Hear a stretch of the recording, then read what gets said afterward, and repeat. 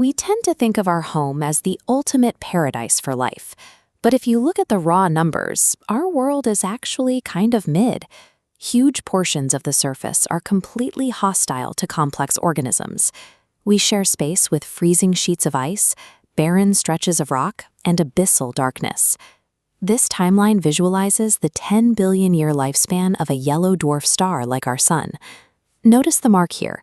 70% of the window for life on Earth has already passed. The Sun gets progressively hotter as it ages, and will eventually boil the oceans away. But as astrophysicists peer deeper into the galaxy, they are finding worlds larger than our own. These massive planets have the right physics to be superhabitable, meaning they outclass our planet in nearly every biological metric.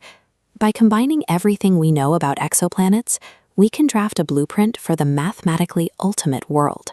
So let's call her Hestia, after the Greek goddess of the hearth. Analytical. To build Hestia, we first need a star. Red dwarfs are the most common, but they have a nasty habit of vomiting deadly radiation that sterilizes nearby planets. An orange dwarf is exactly what we need.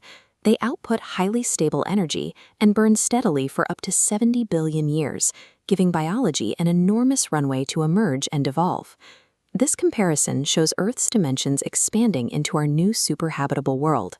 At 30% wider and almost twice as massive, Hestia provides vastly more space for ecosystems. Deep inside, a massive metallic core churns inside a spinning liquid mantle, generating a magnetic field to deflect intense solar winds. The crust also requires active plate tectonics. Plunging continental plates drag excess carbon dioxide deep underground. Without this recycling mechanism, heat and pressure build up until the surface melts in volcanic eruptions. Miss any of these structural requirements, and a planet's atmosphere is easily stripped away. You're left with a quiet, irradiated desert. Back on Earth, massive continents trap most of the land far away from the ocean. This layout creates enormous dry zones, where water and resources are painfully scarce. We solve this by shattering the crust into dozens of smaller plates, resulting in an archipelago world. With millions of islands of varying sizes, every single square kilometer of land has access to coastal moisture. Next, we dial up the global average temperature by exactly 5 degrees Celsius. This melts the polar ice caps, transforming frozen regions into habitable land.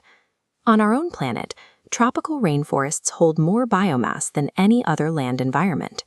By spreading that heat and moisture globally, Hestia becomes a planet covered almost entirely in thick, highly productive forests. Millions of warm, isolated islands provide millions of private niches. Nature has endless, disconnected laboratories to run biological experiments, producing specialized creatures at a volume our world can't match. This cross-section shows how we're rebuilding the oceans. Instead of miles of pitch-black abyssal plains, Hestia's ocean floor stops at a depth of just 200 meters. Because sunlight can easily reach the very bottom, plankton and algae thrive everywhere. The entire global ocean floor operates as a continuous, brightly lit megacity of coral reefs. Moving upward, Hestia's extra mass gives it a powerful gravitational grip on its gases. The atmosphere here is thick, highly pressurized, and incredibly rich in oxygen. You might think higher gravity keeps animals grounded, but pushing against this dense, soupy air requires very small wings.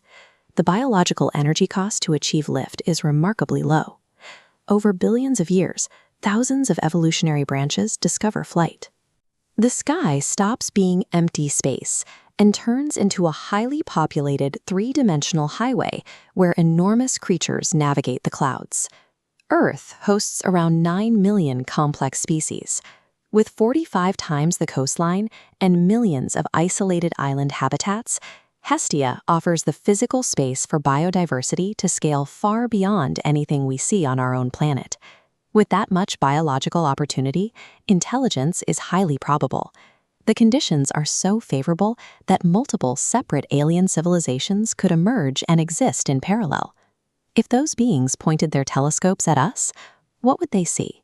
A small, rocky planet with vast deserts and frozen poles, orbiting a yellow dwarf whose stable window for life is already 2/3 over.